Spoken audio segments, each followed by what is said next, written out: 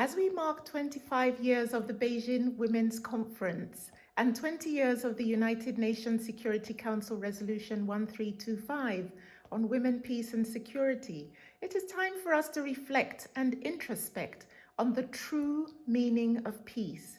Peace is not just the silencing of guns, but we can only truly experience peace when older persons do not fear the loss of their homes, like my husband's grandmother, whose home faced being swallowed up by a huge gully erosion as a direct result of climate change.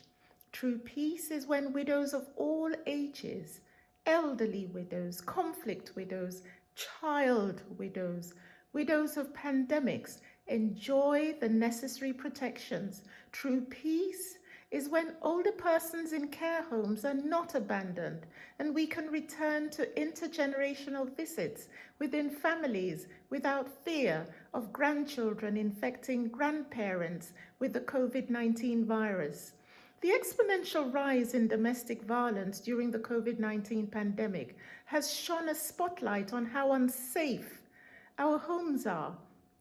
Who would have imagined that the home would be the most dangerous place to be a woman for those who during the lockdown are locked in a cycle of violence with abusers and predators, locked away from friends and worship, locked within a mental health maze, locked until the door of endless possibilities is opened by you and I.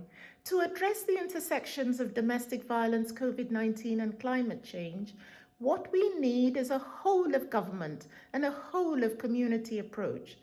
Currently, Nigeria is planning her third generation National Action Plan on women, peace and security, and this provides an opportunity to ensure that the new context and realities are integrated, including COVID-19 and climate security.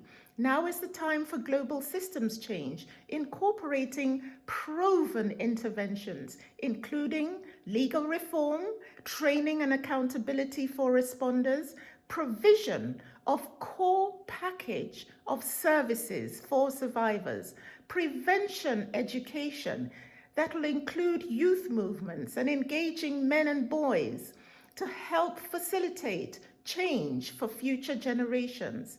All of this can't happen unless we have dedicated and ring-fenced funding. And finally, we must have data and monitoring that is comprehensive. We are calling on every government on earth to stop this predictable, well-known pandemic of domestic violence by signing a global treaty to end violence against women and girls.